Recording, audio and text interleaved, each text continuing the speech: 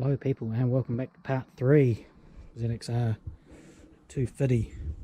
Okay, so I'm pretty happy I've cleaned up all the little orifices, holes, everything that I can find. I've been spraying through and it's been coming out another hole. These things are a bit of a mystery to me, but I'm pretty clean, happy that I've got it clean, so I'm going to throw it all back together. And then I'm going to put it in a box for safekeeping. Now I've ordered some new O-rings, found them on eBay. They were quite cheap actually, not too bad. So when they arrive I'll whack those in. But so I don't lose any parts, I'm going to put everything back together and then put this away for safekeeping. Cool.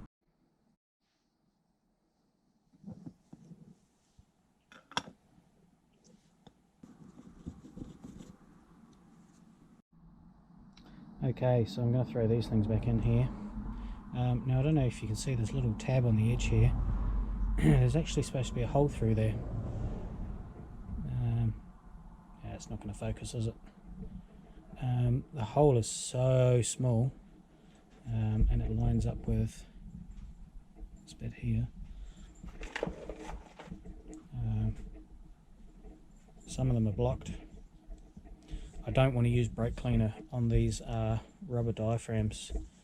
I just don't want to damage them in any way, shape or form. So I think I'm going to get a small bit of copper wire and just see if I can gently poke them through that hole and just clear the crap that's in there. So I'll give that a go. Cool. Okay, so to poke these through,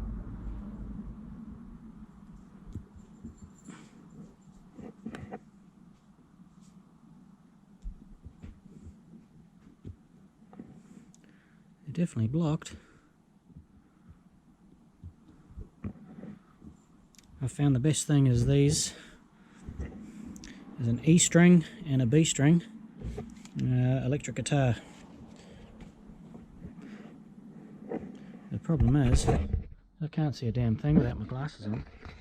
Getting old.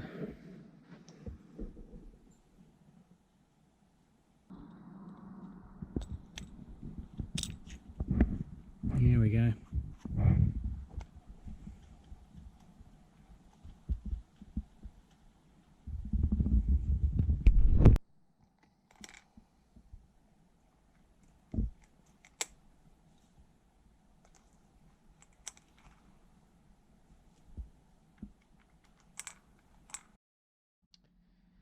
And I did find out where that little bit came from.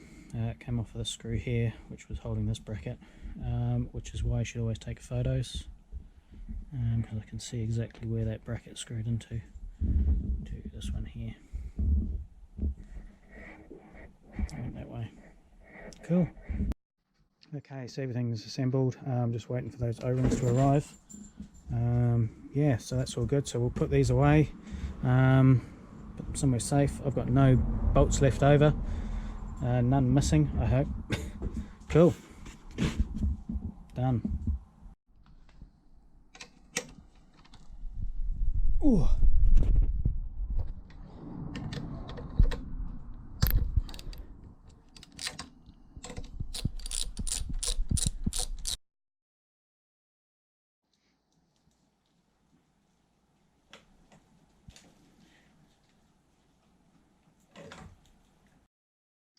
Okay, so here we have a set of clocks. 19,000 RPM, baby. Speedo here seems a little bit loose. Seems to be mounted on rubber bungs, but it seems to be loose. These ones are okay. We've got this foam here. This one's got foam as well, but yeah, it's definitely a lot looser. So I think we'll strip this down. And wonder if these are real screws or whether they're fake. No, they're fake. We'll just strip it all down and we're just going to clean it and then put it back together, chuck it in another box and put it to one side. Cool.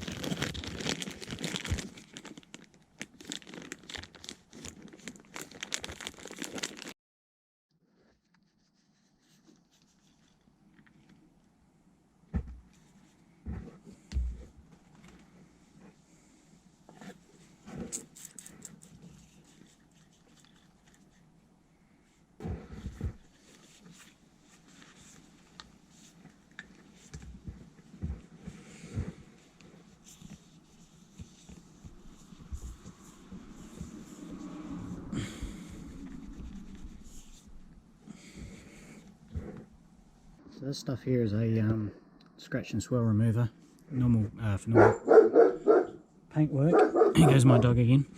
I use this for very fine scratches on plastics as well. Works great. You just got to be patient. Sometimes it takes several coats. Then I just use this protectant stuff.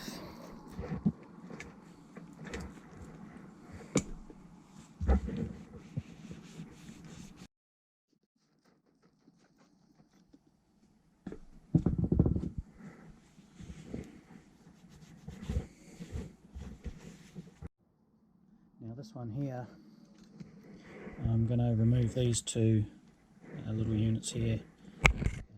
Oops, they come off with a couple of screws, so I'm just going to give those a paint, because I believe you can see those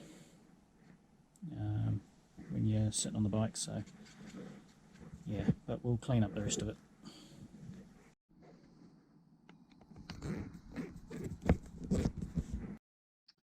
So this part here, I'm just going to wash this in a bucket of soapy water and yeah, just see how it comes out. I don't think you see any of this,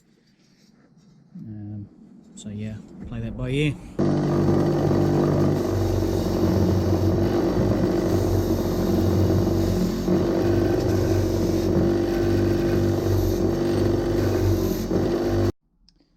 So I quite like them, this silver colour. I'm going to try something. I'm going to try some clear coat. See what happens. Never done that before. Cool.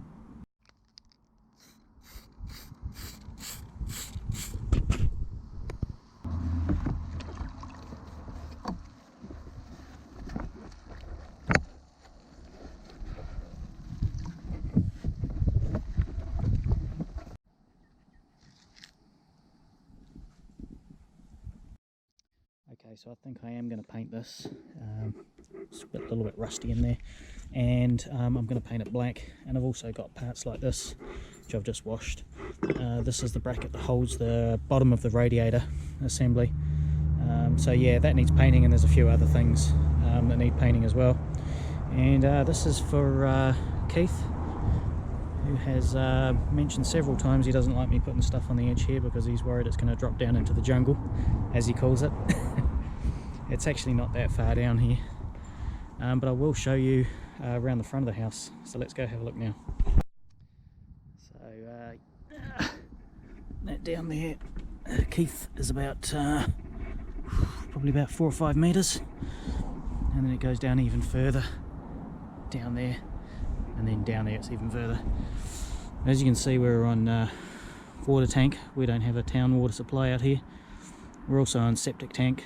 There's a septic tank way down in the bush, and as you can see, my garage is on poles, and that pole there, that's probably about 4 meters. There's 6 poles, 6 concrete poles. Let's go under and have a look. And our section goes right down to, there's a creek running right down the bottom. I've only been down that garden, well, I call it a garden. I've only been down the bottom of our section probably 4 times in the 12 years we've been living here. It is a jungle down there. You can't really get lost because you just walk back up the hill and you'll end up back at the house. I did end up at a house over there once. I went off to the side a little bit. But when you're down there, you can see the layer of the trees just here. Down there, it's about another 3 or 4 meters down to the canopy floor. So it's a long way down. It'll be quite the mountain goat to wander around here. So that's my garage on its poles. And the house is all on poles as well.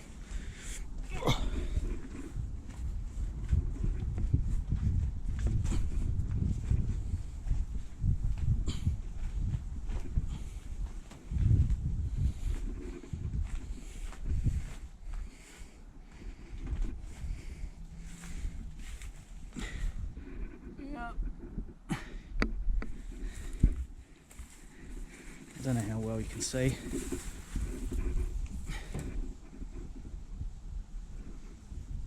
It's quite the jungle. It's actually a rainforest. Waitakere ranges are actually a rainforest. So There is wild pigs out here. I've seen one and only heard them a couple of times.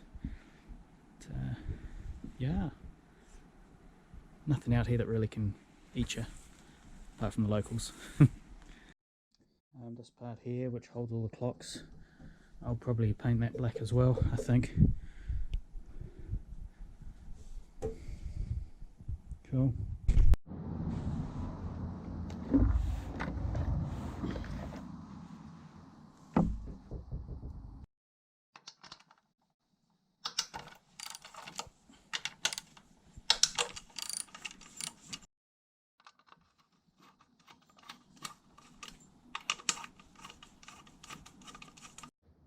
I'm not exactly sure what this thing is. Something to do with the vacuum lines. If anybody knows. So I've just been taking more photos, close-ups of all this wiring, so when I disconnect stuff, I know exactly where it went.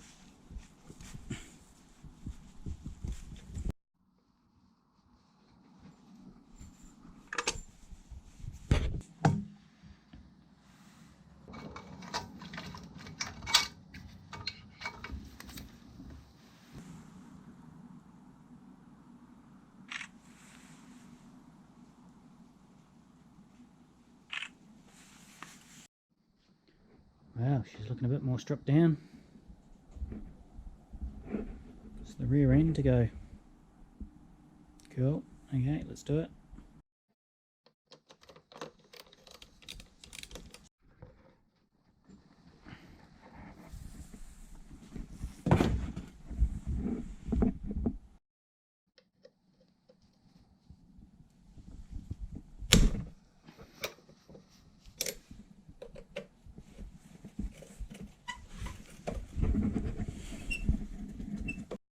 Okay, so these two screws here are so tight, man.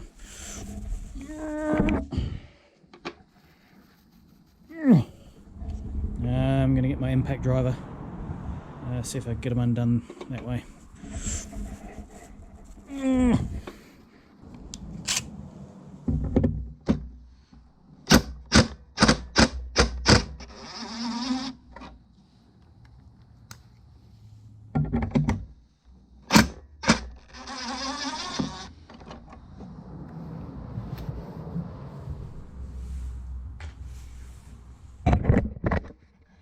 Now, I've said it before, I am no mechanic, I'm no expert on any of this.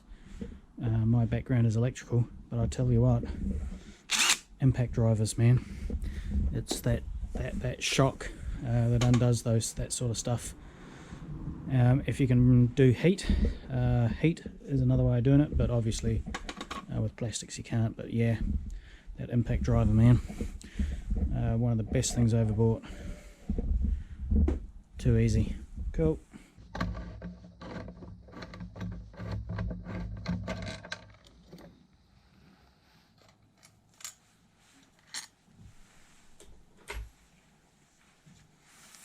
That scratch and swirl remover I used on the clocks is also really good for bringing plastics like this back to life as well.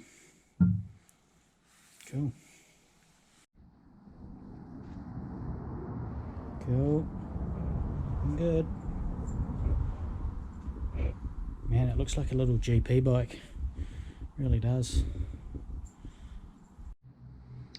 Okay, people, I'm going to leave this video here. She's starting to get a bit long again. I like to keep them around about the 20-minute mark.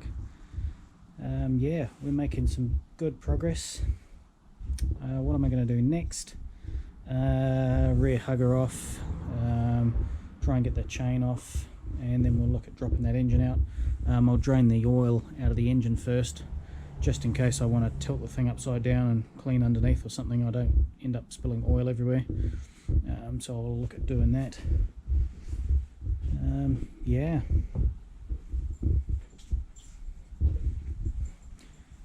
Frame really just needs a good wipe down with some cleaner. It's a nice gloss black powder coat. This looks good. Cool. Okay, well, hope you enjoyed the video. Thanks for watching, and yeah, we shall see you guys in the next one.